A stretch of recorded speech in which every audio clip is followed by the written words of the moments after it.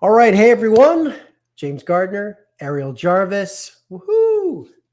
Here we Hello. are. Another Conversations on Vitality. Ariel, today, always a pleasure. First off, hi. Always a Hi. pleasure. Happy Monday. Happy Monday. Here we are. Monday as usual. Okay, gang, everyone out there in Vitality Wellness land, we're going to talk emotional trauma. We're going to have a conversation around emotional trauma, specifically brain health and how it can manifest and reside in the brain and what to look for, Ariel. I know the last few years have been a challenging time for many of us. A lot of your clientele have this underwriting weight of the world in addition to their own individual conditions that they come in and see you with. So let's have a conversation around hmm emotional trauma. hmm So, something that I've just been observing over the last 2 years, and now that we're kind of coming out the other end, things are opening up. People are starting to feel like that, freedom again. I started to notice a little bit of PTSD. Mm, Um, I started to notice with my own patients, just from their behaviors 2 years ago to now, and the transition it made. And so, coming from a science background, I wanted to explain why. I wanted to explain the physiological response that we have as a human being towards emotional trauma.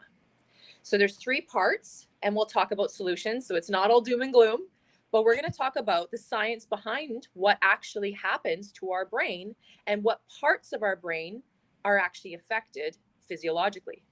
So, number one is your hippocampus. And that, if you aren't familiar, obviously it's located in the brain, is your memory storage. So, when we have emotional trauma, it actually shrinks the hippocampus and it can start to deteriorate those cells over time, and it will affect your present and your past memories. That's where those ones are located. And so, what can happen is if that part of the brain shrinks, you'll have memory loss. You'll be forgetful. Where did I put my keys? Stopping at stop signs, waiting for them to go green, you know, all that fun stuff. That was not a personal experience. No, no, not at not at all. all. Not at all. Not at all. Not at all. Um, or the second component, your second part, and we'll talk about all three, is your amygdala. Okay. Say that 5 times fast. That's your Amygdala. emotional storage. Okay. That is where you do your breathing, your heartbeat. Okay.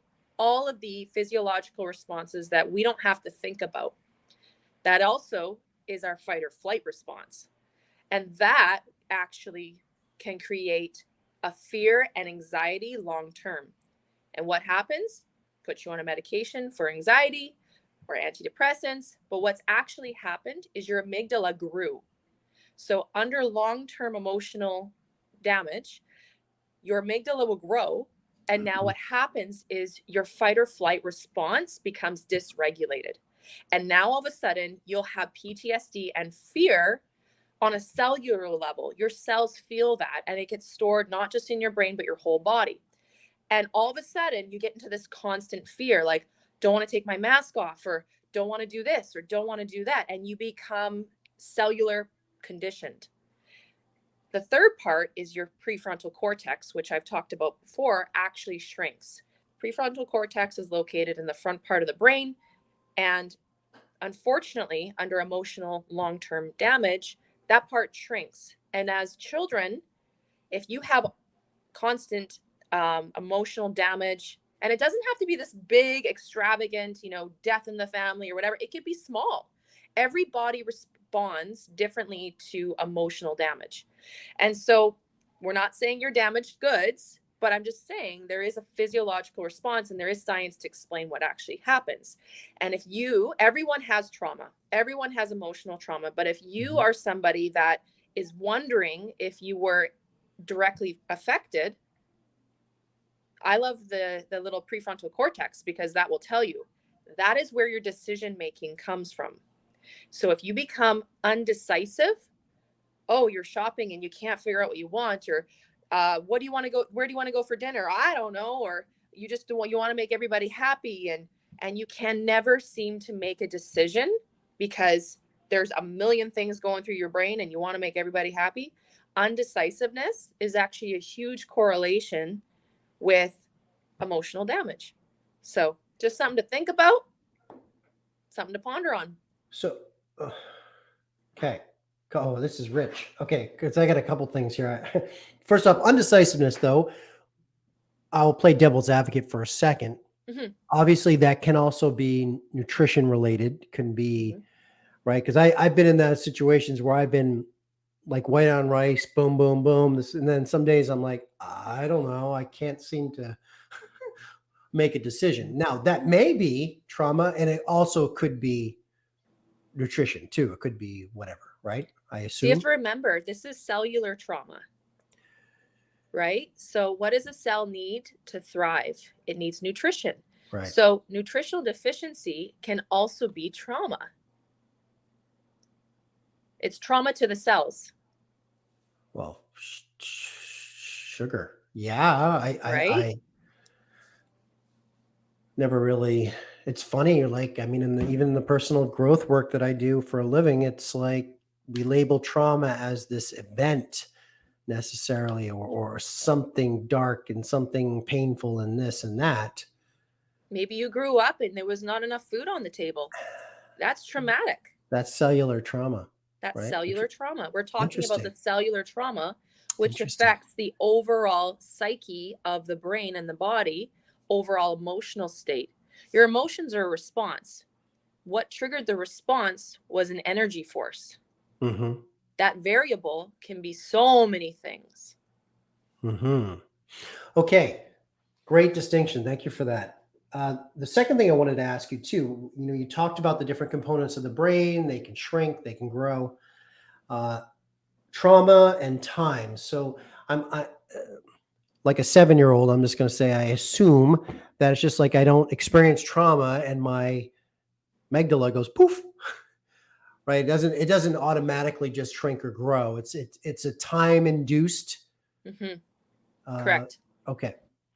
Okay. And so science has proven, research has proven that it takes about a repetition of 7 times to create the pattern of trauma.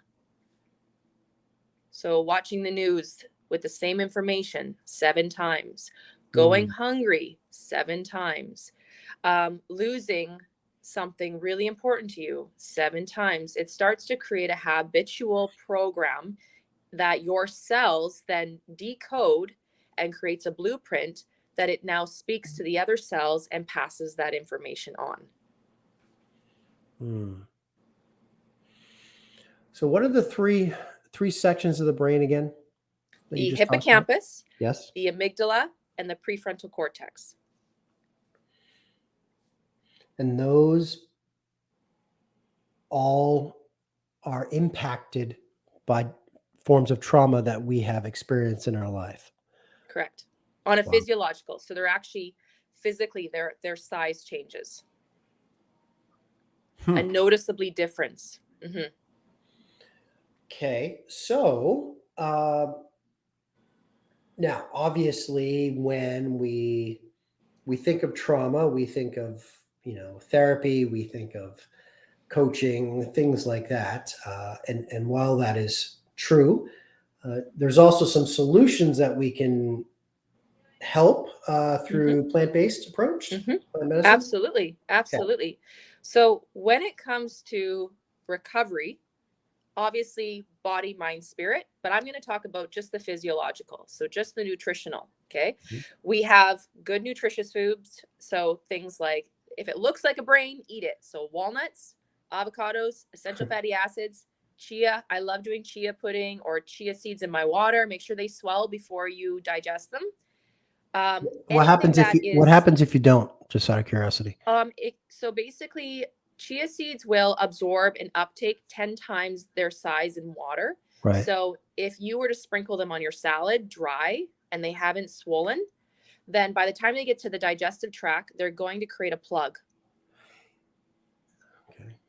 So you might get a I'm little guilty. backed up. I'm guilty as charged. That's why I'm asking. So Yeah. So you want to okay. make sure. And if you have things like diverticulitis or you have anything going on, maybe a kink in your colon or you've had a part of your colon removed, make sure they swell first because um, in order for you to get the impact of the chia seeds, they have to swell so that you can get the goodies inside.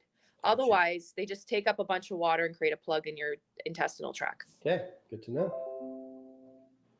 Good to know. And then things like, making sure you're getting enough. You can do your salmon and your omegas and your hemp oil and all that. But if you want to go more plant-based, then making sure that you are getting your plant-based essential fatty acids and you're getting about 10 grams of healthy fats per day for good brain health, and making sure you're getting your trace minerals, making sure that you're taking care of your gut wall, your diet, right? So 80-20 rule, and making sure that you are supporting if you want like a faster recovery, then supporting with herbs. People are afraid of herbs. They put them in the same category as pharmaceuticals sometimes if you're new to the world.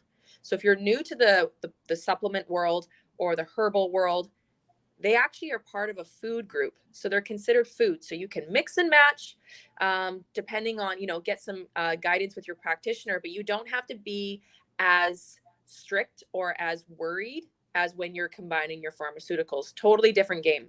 So some of my favorites for the 3 parts of the brain that are physiologically affected by emotional damage would be focus.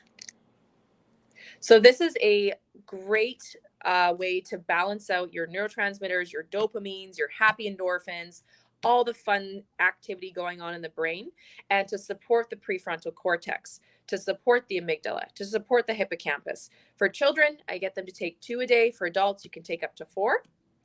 And you'll see the results about a month in, because remember, your brain produces new stem cells every 25 days. So you are what you eat, you are what you consume. The next one is the Gotu Kola. Now, Gotu Kola has so many things that it's good for, but it's also great for pulling plaque away from the pineal gland. Also for supporting the prefrontal cortex, activity of the amygdala, activity of the hippocampus.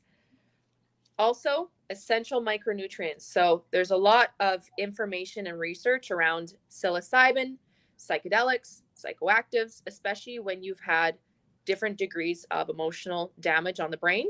They're great when you do microdosing because of neurogenesis. It helps you regrow new cells of the brain. So if something shrinks, you can regrow it. And if something is too big, you can bring it down to proper size.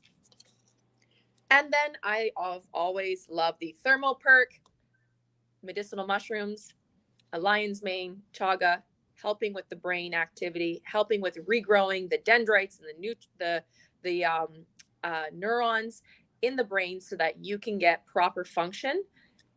And this is my go-to right now. I do 5 squirts 5 times a day for myself as a competitive athlete underneath the tongue. And it has all of your trace minerals. It's got your boron, your selenium, all in perfect amounts. It's got your manganese, your copper, your zinc, your chromium. It's got your iodine. It's got your copper, potassium, everything, B12. So this is something that as an athlete, I take for my brain activity. Because remember, it doesn't just have the emotional damage. It can also be nutritional deficiencies that create damage upon the brain as well. So making sure that you're giving the brain at least the trace minerals to help with the conductivity of the cells will help you go a long way. What is the name of that product? This is our spray. So this is our Vitality spray. And so we get this from the States, and we get it brought here in bulk, and we do have it for your pleasure. And it can be used from any child from 6 months all the way up, trace minerals. So you can spray it under the tongue, and it has so many other benefits, but specifically we're talking about the 3 parts of the brain. So that's why I brought it up, but there's so many other things it's good for, thyroid, etc. So question for you then, obviously you just showcased a handful of remedies. And what we've talked about in a lot of our conversations is the ability of the body to process, to distribute, and to use supplementation correctly or efficiently. So again, my question would be, what, like, we can go with these to do these go-tos, excuse me. Uh, and though, what should we look for to make sure that we're getting the optimization of these plants, these herbs? I would always recommend making sure that you have a professional walking alongside this journey with you, because why leave it to yourself? You're not the expert. Why don't you have someone who can validate what you went through and support you and also guide you to make sure that you are maximizing your recovery or maximizing your cellular potential? So, I'm always a phone call away. If anyone ever wants to reach out, we do free phone 15-minute consults or in person, and we can always refer out, right? We do Mm, things like neurofeedback. We have someone we refer out for that, which helps with the neurological pathways of the brain. We have counselors, we have psychologists, psychiatrists, whatever the person needs. Obviously, I start with the nutrition because a lot of people fall short there, but that's just the foundation. mm, There is the emotional and the spiritual. And so I'm not an expert in that, but I can definitely refer to professionals that I trust and care for. yeah, good. Yeah, I'm a big proponent of that. I feel everyone should walk hand or side by side with a practitioner or with a professional, we'll call it that, to on their journey, because a lot of times the human condition is we just take. I'll have one of those, one of those, one of those, one of those. I'll take everything. I'll feel better, hopefully. And as you know, and I know that uh, you may only need those two things to start with, and Absolutely. these things may not have an impact at all. And I think that's an important thing. We lose sight of that when we try, in my opinion, when we try to dive into this plant-based approach of medicine approach out there, because we can get herbs, like we can Hmm. get all of these things, and we can just like WebMD, right? I mean, I can go on and I can say, yeah, take lion's mane for increased focus, and take this, and before you know it, your Yeah. shopping cart has 15 items in it. And that can become overwhelming. Yeah, right. Sometimes And you just need one or two. that's it. Yep. Right? People always Um, ask me, they think I take all these supplements. But I'm telling you, when you take care of your nutrition and your water and your sleep and your exercise, you might only need a few supplements as a pick me up. hmm, I currently only take about 4 supplements right now. You yeah, don't need to take much. And that's just because I'm 4 weeks out from a show. So a little different. But you don't need to feel overwhelmed by taking an abundance of supplements. You just need to fine tune your nutrition and your foundation.